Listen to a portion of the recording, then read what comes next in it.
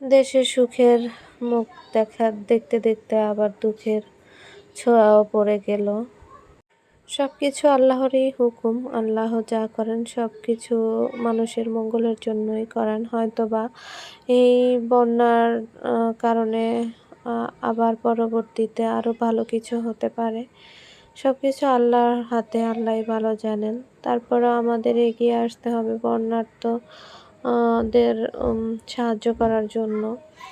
যে যা পারেন, যে যেভাবে পারেন ১ টাকা, ৫ টাকা, ১০ টাকা দিয়ে সাহায্য সহযোগিতা করলে আসলে এগিয়ে যেতে পারবে সবাই, বা ভালো কিছুই হবে আশা করি। তো এই যে দেখলাম যে সবাই ত্রাণ দিচ্ছে, সবাই সহযোগিতা করছে।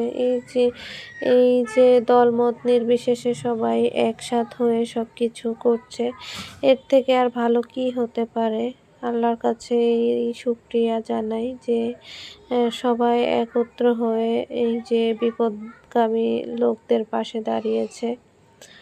তো এই যে সেদিন এই কচু গাছটা এনেছিলাম, কচু গাছটা দেখি কতদিন বাঁচে। এটাকে কি প্লান্ট বলা হয় জানি না। তো এই যে আমার ফুল গাছগুলোতে এখন ১টা ২টা করে পুরো ফুলই ফুটতেছে। এখন একটা হলুদ কালার হয়েছে আর মিষ্টি কালারের একটা হয়েছে, মানে হালকা গোলাপি।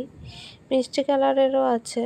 তো আম্মু হচ্ছে হঠাৎ করে এখানে বরবটি গাছ লাগিয়েছে, দেশি বরবটি, যেটাকে আম্মু রায়েস বলে, আমরা রায়েস বলে থাকি। কাঁঠালের বিচিটাও পর্যন্ত এখানে লাগিয়ে রেখেছে দেখেন। আর আমার বারান্দা বাগানে কিন্তু রেইন লিলি ফুটে গেছে অলরেডি। আমি ব্যস্ত ছিলাম যে কেন ফুটছে না। তো অনেক জায়গায় টিপস নিলাম ইউটিউব থেকে দেখে। তারপরে সেই টিপসগুলো অ্যাপ্লাই করার পরে এখন দেখতেছি মাশাআল্লাহ ফুল ফুটেছে। তারপরে হচ্ছে বিকেলবেলা অনেক দিন পরে ছাদে উঠলাম। ছাদে ওঠার পরে দেখতেছি যে আমার অনেক দিন আগে করলা গাছ, ধুন্দুল গাছ, পেঁপের বিচি, চাল কুমড়া এগুলো লাগানো ছিল। আমার আম্মু ছাদে উঠে লাগিয়েছিল। তো চাল কুমড়াটা গাছটা টিকানো যায়নি। আর এই যে একটা আশ্চর্য বিষয় দেখতে পাচ্ছেন, এটা একটা খেজুর গাছ। এই খেজুর গাছটার হচ্ছে ৭-৮টা মাথা হয়েছে। এটা কেন হয়েছে বুঝতে পারি না।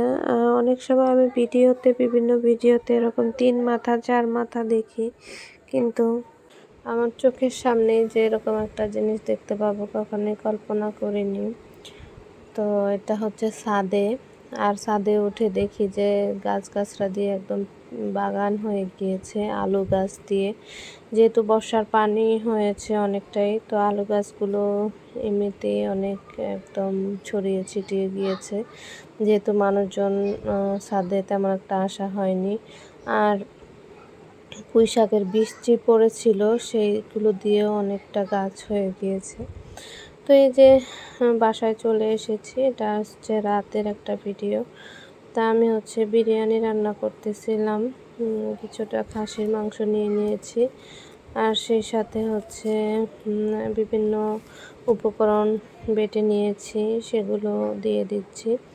এখানে আছে বাদাম বাটা, তারপরে হচ্ছে আদা রসুন বাটা, আর কয়েক রকমের মশলা বাটা, আর ছিল কিশমিশ, জয়ত্রী, জয়ফল, এগুলো বেটে নিয়েছিলাম। আর গরম মশলা দিয়ে দিয়েছি, আর এই যে জিরার গুঁড়া, ধনিয়ার গুঁড়া, আর একটা শাহি মাংসের মশলার গুঁড়াটা দিয়ে দিয়েছি। আর সেই সাথে হচ্ছে টক দই দিয়ে নিয়েছি। আমার কিন্তু এই বিরিয়ানিটা কয়দিন পর পরই খেতে ইচ্ছে করে, আর দেখা যায় যে ওরকম এখন তো বর্তমানের অবস্থা খুবই খারাপ, খেতে ইচ্ছে হইলেও খাওয়া সম্ভব হয় না, কারণ বিভিন্ন উপকরণের যেই পরিমাণ দাম, ওটা নাগালের বাইরে। যদি ব্রয়লার মুরগি দিয়েও খেতে চাই তাও অনেকটাই খরচ করতে হয়। সেই জন্য ভাবছিলাম যে লবণ ভাত খেয়ে কোনো রকম বেঁচে থাকলেই হয়তো বা এটাই ভালো হবে, কারণ এখন বন্যার্ত মানুষগুলো যেভাবে কষ্ট ভোগ করতেছে, এখন আর গলা দিয়ে কিছু নামবে না। এটা যেহেতু অনেক আগের ভিডিও ছিল, সেটা আপনাদের সাথে আপলোড করতেছি। অনেক ভিডিওই ভয়েস মেকওভার করে রেখেছি, সময়ের কারণে হচ্ছে আপলোড করা হচ্ছে না।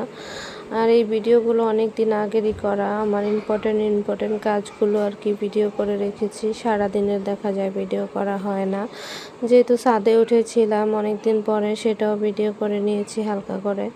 আর এখন যেহেতু একটু বিরিয়ানি রান্না করতেছি, সেটাও আপনাদের সাথে একটু শেয়ার করলাম। আদার্স আর কোনো তেমন একটা ভিডিও আমার করা হয় না।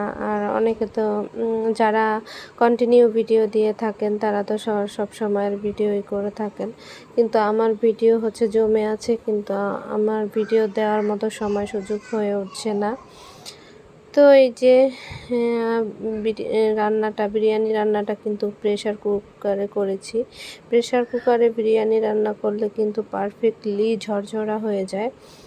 দেখতেই পাচ্ছেন অনেক সুন্দর হয়েছে বিরিয়ানিটা, আর খেতেও দারুণ হয়েছিল। আর এরই মধ্যে আমার ব্যবসায়ের কিছু বিজনেসের কিছু প্রোডাক্ট আপনাদের সাথে শেয়ার করছি। এটা হচ্ছে আমার মাশরুমের সোপটা চলে এসেছে স্টকে।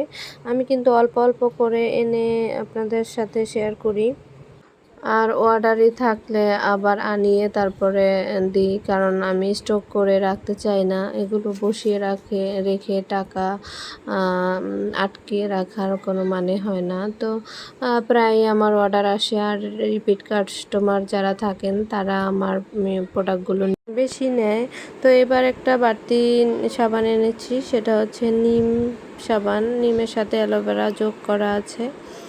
আর হচ্ছে বিকেলে চলে এলাম হসপিটালে, আমার একটু প্রবলেম ছিল রক্তশূন্যতা। তো ডাক্তার দেখানোর পরে তারা আয়রন ইঞ্জেকশন দিয়েছিল, ওটা দিতে এলাম হসপিটালে। তো এই যে আমার এটা দিতে প্রায় 1.5 ঘন্টার মতো লাগবে সময়। তো এটা 2টা দিতে বলেছে, এক সপ্তাহ পর আরও একটি দিতে হবে। তো আজকে এই পর্যন্তই। সবাই ভালো থাকবেন, আমাদের জন্য দোয়া করবেন, আর বন্যার্থ লোকদের পাশে থাকবেন। আল্লাহ হাফেজ।